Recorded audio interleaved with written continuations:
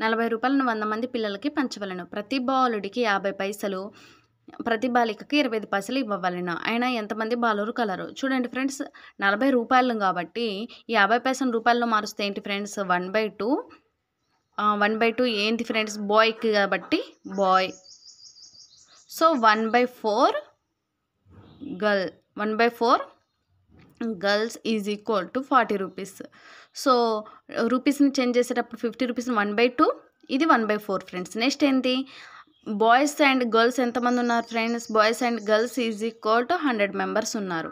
దీన్ని ఎలా రాసుకోవచ్చు ఫ్రెండ్స్? ఎల్సిఎం 4 కాబట్టి 2 boys plus 1 girl is equal to 160. Boy plus girl is equal to 100. Minus చేస్తా friends. So boy is equal to 60. అంతేగా friends?